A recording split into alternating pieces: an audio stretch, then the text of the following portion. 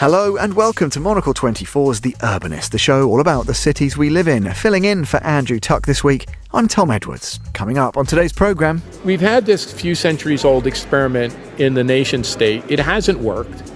Let's hand back power to people living in cities. We're going to have to find models where one shares in the burden of making it happen. The moments of change are moments of great danger, that you might get everything wrong, in which case you come back in 20 years' time and said, what have we done? But, the hope is that you can really transform something for the better. We are in Ireland this week, in the old port city of Cork, where the Academy of Urbanism has just held its annual congress. With the theme Cities on the Rise, the focus of discussion this year was as much about unlocking the potential of so-called second cities as it was about tackling the challenges posed by the big ones. Join us as we hear from the likes of Richard Florida, Susanna Ruiz, Regitze Hess and more. That's all coming up over the next 30 minutes right here on The Urbanist. So, welcome to this week's episode. You might remember our coverage from last year's Congress, where Andrew Tuck reported from the Danish city of Aarhus. It seems like the idea of shining a spotlight on second cities worked, and this year the Academy of Urbanism decided to head to Cork. The city has had its challenges through the years, and continues to struggle somewhat to thrive in the shadow of Dublin, despite big investment from international companies. So what lessons were there to be learned? We dispatched our own Bill Luty to Cork, and he brings us this special report. As more and more people move into cities, it becomes crucial to look ahead and plan for that growth. But while most officials and researchers have focused on big metropolises such as New York, London or Tokyo, it's essential for city leaders to get together and think how this shift will impact smaller ones too, and how they can best gain from it. One such meeting took place last week in the Irish city of Cork, which, despite its proximity to the coast, beautiful scenic surroundings and famously welcoming locals, has so far failed to attract outsiders, and therefore the investment it so desperately needs to truly rival Dublin as a potential home for those inside and outside of Ireland. This, among other issues, brought the Academy of Urbanism, along with delegates, speakers and volunteers, to Cork for the organisation's annual congress in venues around the city. The main day of talks started with a speech by Ireland's Deputy Prime Minister, Simon Coveney, the man charged with developing Ireland's smaller cities, who gave us this overview of the current situation in Cork. Let's listen in. And so, during the strong economic growth period when Ireland's population grew, this city actually, within the city boundaries, actually shrunk in terms of in population terms. Yet we saw very dramatic urban development on the outskirts of the city because the perception of what was acceptable and desirable for families and for people coming to work in Cork was that everybody wanted a house in a housing estate with a garden, with a garage, and they wanted to live outside of the city because that was associated with quality of life. And as a result of that, the demands that come from a growing population living in a city centre have not been as acute or as strong in Cork City as they have been in other cities like Bilbao. And we're going to change that. We're going to change that by changing local government and how it functions.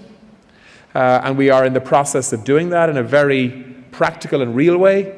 We're going to change that in terms of how we plan. Instead of planning for the next election, we're now planning for the next generation. I know that sounds a little bit corny, but it's true. We now, for the first time, have a 20-year planning framework in place. Planning for what Ireland and Cork could and should look like by 2040 if we get this right. So why did the Academy choose Cork, and what lessons are they hoping to learn for other smaller-sized cities? I caught up with the chairman of the Academy of Urbanism, David Rudlin. What's really exciting about Cork is it's at that moment of change. We've been hearing before that Cork sort of missed out on the Celtic Tiger. So large parts of Ireland were completely transformed, and often for the worse, during the Celtic Tiger by ill-informed, large money coming in and creating developments which were not very urban. Cork was clutched from the jaws of the Celtic Tiger and managed to retain, and the big opportunity here is the Docklands, which should have been developed in the Celtic Tiger by all measure, but weren't. And now it's got the chance to do it in a more considered way. And so we've just been hearing that the government has changed the policy here, and now the focus is going to be on the 4 cities of Ireland outside Dublin, rather than spreading development across the whole of the island of Ireland, which is what they did before. So Cork is now Cork is the largest city outside Dublin, and Cork will get this massive growth spurt as a result of this government policy. And as a result, the money that the minister was talking about, huge investments in regeneration and in new housing, and Cork will be the main beneficiary for that. It's also a moment where the City Council has just expanded its geographical area at the expense of the county, and so it'll become a much bigger administrative area as a city. And there's lots of investment in here. There's a lot of interest because of the American tech giants which are based here. So come back in 20 years' time, it will have changed, and hopefully we'll be very impressed, and it'll be the new Bilbao. The moments of change are moments of great danger, that you might get everything wrong, in which case you come back in 20 years' time and said, what have we done? But, the hope is that you can really transform something for the better. Do you think it's places like Dublin, and I live in London, it's kind of getting almost desperate how housing and bit of congestion and this kind of thing? Why are cities like that only just realising that actually they don't need everything? They don't need to have all of the industry, all of the people, all of the time, and push it out to places like this? Because no city in the world ever said that. No city in the world ever said, oh, no, you have it. Honestly, we don't need any more development. Thank you very much. That's not in the nature of a city. A city by nature is acquisitive. It will go for as much growth, as much development as it can get. And there's no real way of stopping that. And what's happening in London, and what's happening to a slightly lesser extent in Dublin, is that the values have gone up to such an extent that people on even quite good salaries are no longer finding they can find the quality of life they want in London. And so there's now an outflow out of London of sort of 30-somethings. The young people go to London, they live in shared flats and so on. When they want something else, they find they can't do it in London, and so there's a big shared sort of net outflow of people, and they come to places like Manchester and Birmingham and Leeds and the other big cities because they want city life, but not so they can't afford it. And you can buy a decent-sized property in those provincial cities for the price of a tiny little bedsit in London, and it's not quite as extreme in Ireland, but there's something of that going on. And, you couldn't commute from Cork to Dublin, but actually, if you were going to start a business, you might say, well, Cork's a much better place to do it. I can get better premises, my family can live in a better environment and so on. And so I think that is a sort of spillover from the growth of the cities, which the other cities can then benefit from. It's more than policy. Policy doesn't really manage that. I mean, in the 50s, we had policy which tried to stop London growing and push stuff out to the other cities. It didn't really work. It's not how cities really operate.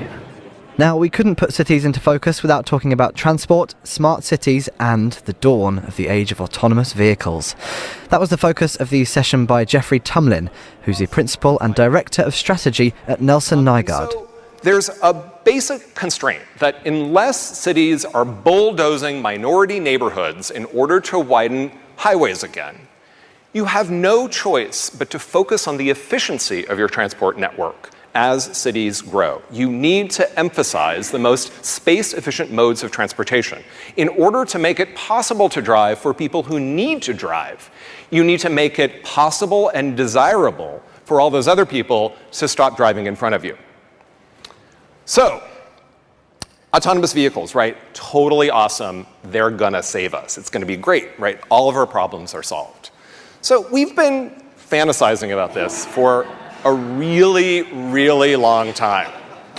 And the only thing that has changed from the 1945 issue of Popular Mechanics to the marketing material today is that the family is, instead of playing a board game, they're playing video game, and there's no kids, and they're of ambiguous ethnicity.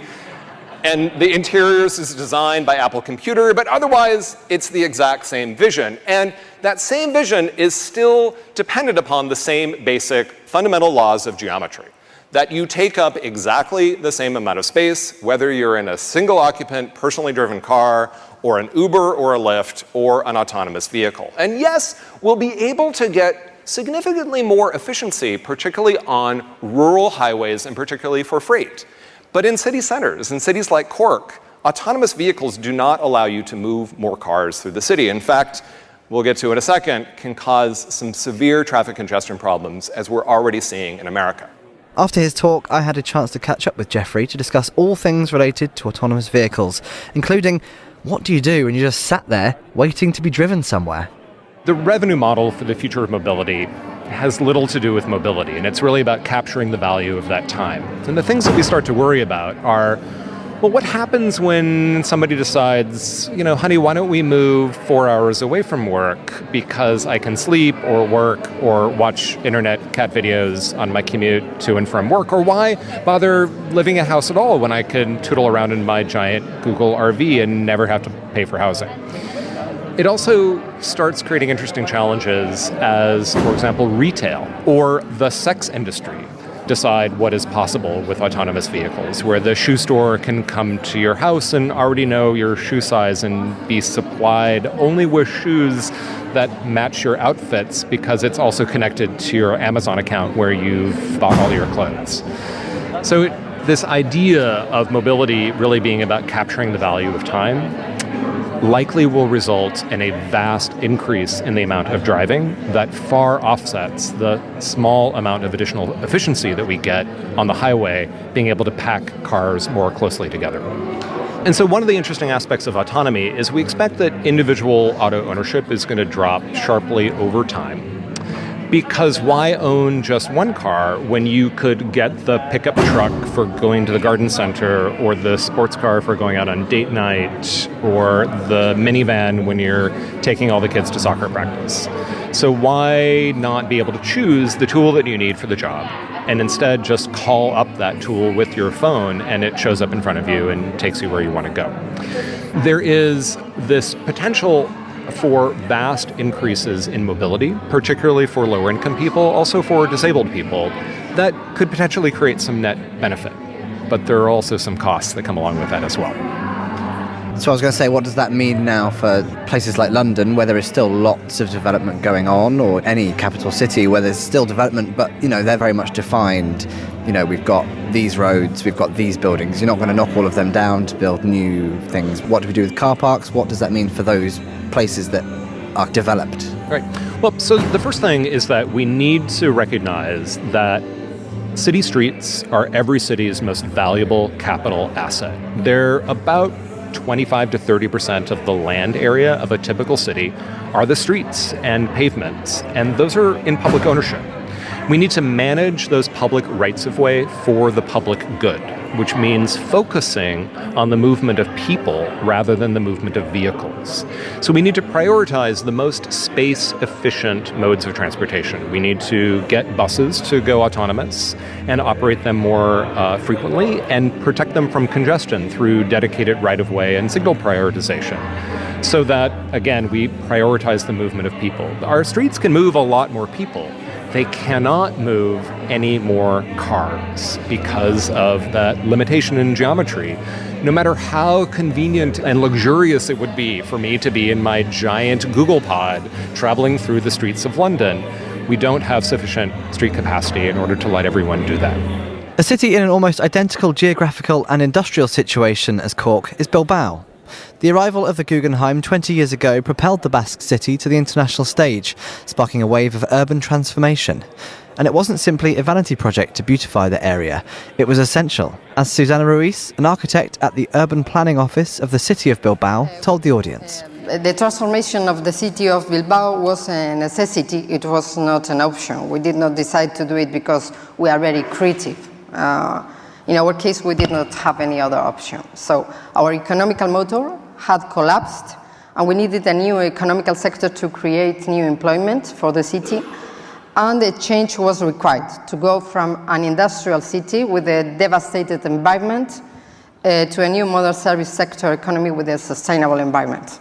So the features for this new model were the following. First of all, the estuary was defined as the backbone of the territory and the economy of the city. The city was not able to be constructed by the banks of the estuary due to the industrial development. And when the industry crashed, we then had the opportunity to recover these banks as a waterfront of the city. Second, because abandoned and degraded fields previously occupied by industry and port were planned to be reused, we did not need to occupy any green field for the new development of the city. Third, we were committed to high-quality urban planning and architecture. Fourth, we used the public budget properly to finance the works. And as a result of this management, the city of Bilbao had no financial debt since 2011. And finally, the conservation of industrial GDP by adaptation to new technologies. This is very important because Bilbao, having been transformed from an industrial to a service economy, the Basque Country has managed to maintain its production and exportation of its industrial goods. This approach has inspired countless cities to follow the now famed Bilbao model. And now, 2 decades after it all started, the city is debt-free. I was intrigued, so asked Susanna for more. It's unusual because all the loans and the grants have been received by some public societies that we have created. But it's not only the city council, the municipality belongs to these societies, but all the administrations belong to these societies. So debt is located in these societies, but not in the municipality. And is that possible because the Basque region is independent, or is that just because it's been well planned by the council? Well, I think one of the main characteristics in the Basque Country is the long-term plans and the political consensus, which is essential because we think, we plan, and we do what we plan. And this is the main reason of the transformation of the city. And how have the locals received the changes and then therefore the boom in tourism? Because lots of places, I know you don't want to be compared to Barcelona, but they hate tourists. How have you kind of stopped that from happening? Yes, because we do not have the size and the problems of Barcelona. Our tourism sector is rather moderate, and I think it won't grow in order to be a problem for us. It almost sounds too perfect. Have there been any problems? Yes. At the beginning, it was a huge opposition of the citizens against the Guggenheim Museum because they considered that we were in a big crisis and spending this amount of money in colonialism branding and this big McDonald's and in American art instead of in Basque art. So it was a problem, but people understood it was good. And we realized it was good for the city. And another problem, the main goal we have now is that we are getting older and the population is decreasing. So we are trying to maintain the population of the city and of the metropolitan area. And how do you do that? Bring jobs back in? Investing money in university and in technology to attract young people and housing, solutions of housing for young people. It would be impossible to talk about the changing face of cities without brushing against the topic of affordable housing. More and more private players are entering this market, with co-living or shared ownership becoming increasingly normalised. Regitze Hess is the Director of International Affairs at the International Federation of Housing and Planning, and I asked her if many families living together under one roof is the only path towards affordability. In terms of affordable housing, shared housing or co-housing or communal housing is just one model, and it really only represents a small percentage. But maybe this is a more accessible way of delivery of more affordable housing, because we can't just ride on subsidized housing. We're going to have to find models where one shares in the burden of making it happen, both in terms of the resources, in terms of sweat, but also resources in terms of monetary resources. And whose responsibility is that? The people who want to live like that, or the governments, or everybody's? How do we kind of implement this? I think actually this also goes across sectors, because you're going to have government that will allow for these kind of models to happen. And you also need the private banking sector that are willing to give mortgages for this kind of possibility. And then, of course, the citizen who wants to engage in it. But that's on a personal level. And what is it about the Nordic way of life or the Nordic outlook that means that this is more possible? What do they have that other places don't? The Nordics have been better at doing things collectively or communally as a way, traditionally going back far in time, being a bit poor in resources. Maybe we've had a lot of herring or a lot of timber, but it's been a rougher living. We admire even Ireland for being as green as it is. though I think Ireland also has its challenges probably through time. So one has had to come together to make things happen. And also just the whole thought of shipping, you came together. The Hanseatic League, you actually had to come together to do that. And it still sort of rides through the societies. You had to come together if you were going to farm poor land. One has to also bear in mind, Copenhagen was not fabulous a generation ago. Oslo was very poor 100 years ago. And it's happened because people have come together and pooled resources. So I think it goes back to that in some senses. And we're talking about cities on the rise. What tips would you give to a place like Cork, where we are now? What do they need to be looking at in terms of creating this kind of sustainable housing? It takes leadership that is willing to be bold in its decision and also look far ahead into the future. They're not just riding for votes or for bottom line profit really quickly. So Cork needs to have leadership that will work across sectors, public, private, let's say housing sector, to what do we need to ensure diversity in terms of access to housing, different types of housing. Florida was talking about this, that people are getting priced out. It becomes inequitable. I think this is very important. The day wrapped up with a keynote session by the influential urbanist Richard Florida.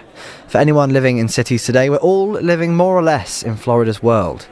Years ago, he coined the somewhat controversial term creative class, where he predicted for cities to grow and attract young people, they needed to cater to creatives, artists, architects, writers, essentially what some would call hipsters. That involved everything from opening a cool bar to local coffee shops, setting up studio spaces and more. What he failed to predict was just how quickly this development would happen and the impact, such as gentrification, that it would have. His new book, The New Urban Crisis, which we featured here on The Urbanist earlier this year, is basically an apology for those predictions. And in Cork, he explained more. If I made one error, it's this. It's that I entirely underpredicted the velocity, the speed and veracity with which the creative class and this back to the city movement would occur. I completely missed it. There is no way writing in the early 2000s I could have possibly imagined in my wildest dreams the force with which this which I believe is the greatest economic transformation the world has ever gone through. What we are living through now, this combination of creative economic activity, the knowledge revolution, and urbanization, this packing of knowledge and creative people in cities and urban areas, the world being not flat but spiky and clustered. This is the greatest economic transformation. It's bigger than the transformation Marx wrote about from agricultural feudalism to industry. It's bigger than the transformation of the early 20th century, which provoked 2 world wars. And it does not surprise me that we are seeing this unbelievable backlash. So here we are. Here we are. The urban-rural divide. The concentration of economic advantage in a small number of places. The falling behind of places outside. A new urban crisis, which is largely, not entirely, of success.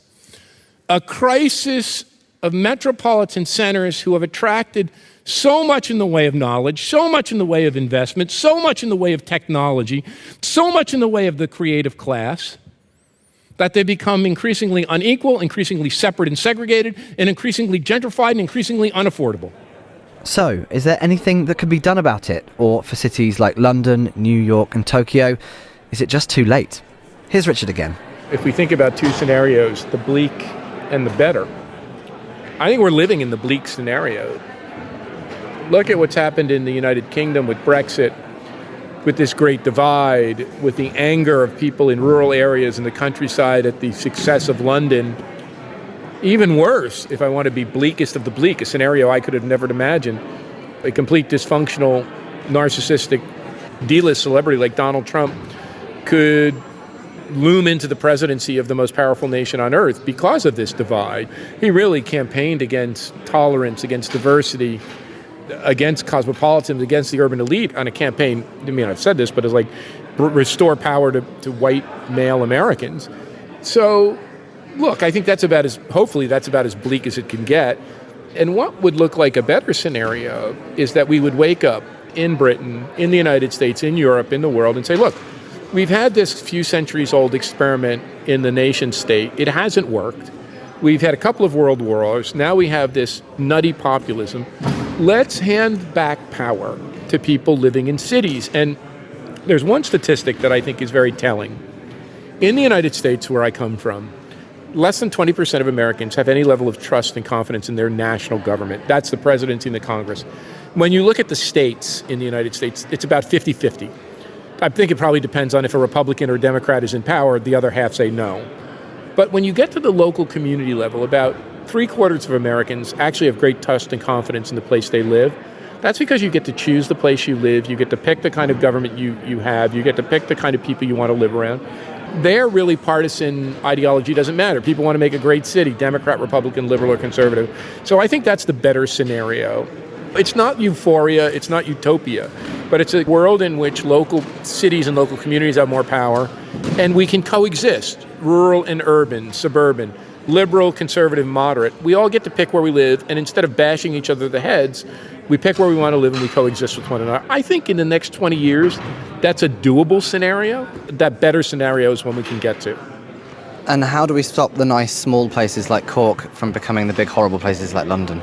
I think the new urban crisis, rightly or wrongly, snuck up on people. If you had talked to someone in London 20 years ago, you talked about somebody in New York when I was a boy, New York could be this place filled with creatives and young people and families, and they would have said, you're bananas. You know, New York is falling apart. It's a hellhole. It has high crime, and it's fiscally bankrupt. If you had said that Pittsburgh would come back, or Detroit, where my wife is from. I was just in Newark, New Jersey, my boyhood hometown, and it was a bustling thing downtown. People would have said, you're from the moon. So I think the urban renaissance snuck up on people. Now, a place like Newark, or a place like Detroit, or a place like Pittsburgh, or a place like Birmingham or Manchester, they've got a shot now. Philadelphia, at saying, we're going to try to address affordability. We're going to try to address class division. We're going to try to be more inclusive. I think for smaller places, they have to be, the word I would use is intentional. They would have to be intentional about regeneration, but intentional about being inclusive. And it can be done. It's hard to do it. You have to devote time and thought to being affordable, to maintaining affordability, to being a place where middle-class and blue-collar people can succeed. But you can do it, and if you put your mind to it. And I think the way I look at it is actually the hard problem was urban regeneration in the first place, bringing back our cities from the great suburban nowheres, really turning the tide and bringing back cities and urban areas. I know it sounds daunting, but it will be relatively easier to make those places more inclusive now that they have economies that function, that generate tax revenue, that create employment. And, you know, one thing we know is cities have record low unemployment. That's not saying much to the person who can't afford to live, but you can develop local social safety nets, not national ones, local social safety nets, higher minimum wages, better programs and policies for social or affordable housing. So I think inclusivity can be done. The way I look at it, the urban revitalization that we're living through took 2 or 3 decades. And it took a lot of hard work locally to do it. Making inclusive urban areas or inclusive rural areas or inclusive communities may take 2 or 3 decades, but we have to be intentional about it. If we're intentional about it, I think we can achieve it. If there's a main takeaway from the Academy of Urbanism's Congress, it's that while there's still a long way to go, at least the conversation about rethinking how cities should be shaped has started. And in the years to come, smaller cities like Cork, that often live in the shadow of bigger urban areas, will play a crucial role in ensuring that city living doesn't become so unbearable it's a thing of the past. Thanks, Bill. That was Monocle's Bill Luty reporting for The Urbanist from this year's Congress of the Academy of Urbanism in Cork. And that's all for this week's edition of The Urbanist.